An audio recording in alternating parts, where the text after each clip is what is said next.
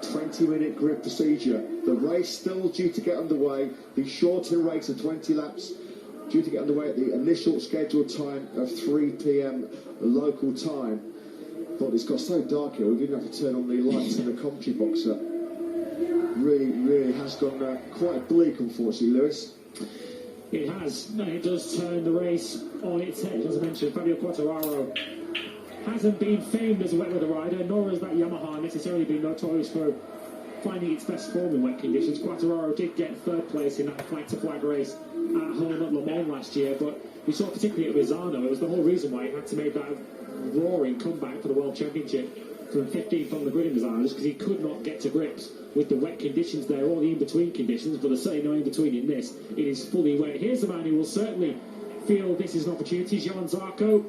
Sadly, it's come that a little bit earlier. There is Jorge Martin's position on the grid. Let's pop down to pit lane. Simon Crayfast managed to grab a word with Tech 3 KTM boss Hervé Toncheral. His men now, Ralph Hernandez and Remy Gardner, promoted up to 20th and 21st on the grid. Simon, down to you. Yes, I've been stalking a few team managers, but they've been hiding in the back of boxes. But I saw Hervé trapped on the pit wall while it was, in the little cover there, and he couldn't escape. So, Hervé, please tell us what it's like for you guys going through this, at the moment.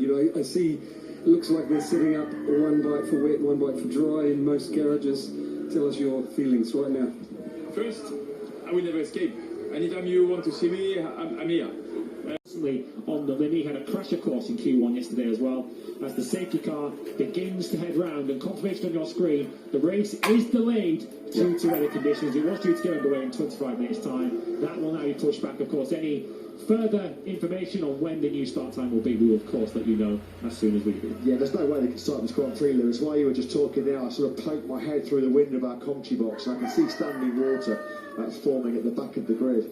So no surprise whatsoever that the race has been delayed. We were hoping that the race would get underway at the scheduled time of 3 p.m. local time, but the safety car with Loris Capirossi and Franco Ancini, the safety delegates, long-term safety delegates, of course, associated with the MotoGP World Championship, they've been out in the BMW safety car, and there are some concerns about standing water. So as soon as we do get any updates and some concrete information on when this already shortened to 20 laps Indonesian Grand Prix will get underway, of course we will let you know. So what a dramatic race day we've had already here in MotoGP. The race shortened due to track conditions. Now we've got this torrential rain which is going to further delay the start.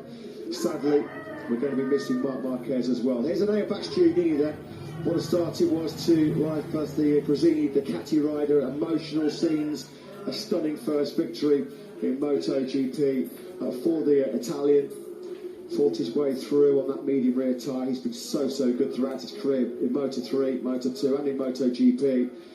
Tyre preservation, that was always going to be key in Qatar. It was going to be key, we thought, in the dry conditions here in Mandalika, but not in a million years are we going to get a dry race. And as Lewis mentioned, there'll be a few nerves, anxious moments now for Fabio Quartararo, because he has had one weak area in MotoGP in his career. It has been in mixed conditions and in full wet conditions. Rest assured it will be a full wet Indonesian Grand Prix.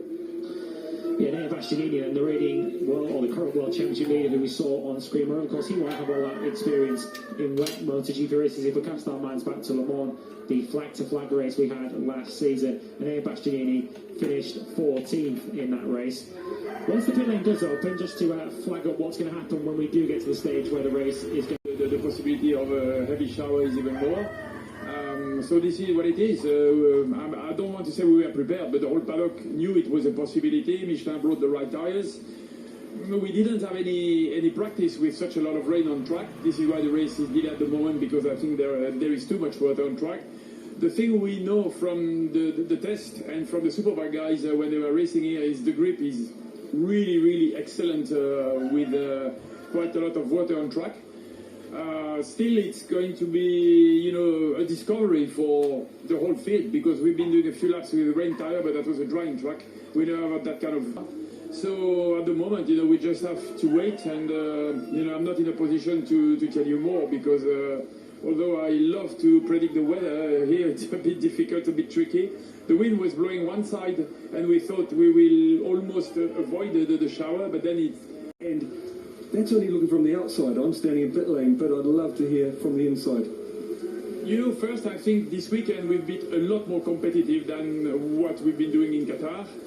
It's a shame, but this is also experience that we couldn't use the qualifying well. You know, both Raul and Remy wanted to get a tow, and everybody was slowing down, so we only did one lap.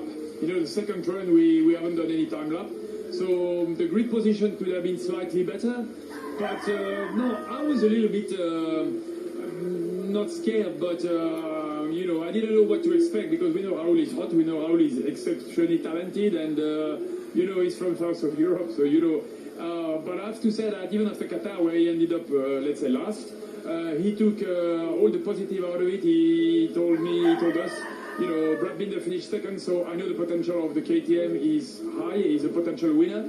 So this has been really good to me, and I know now instead of trying to adapt the bike to my riding style, I've got to change my riding style and adapt it to the bike because I trust the bike. The whole weekend he's been fast, pushing quite hard. I think the worst was the qualifying, but we know the potential is here.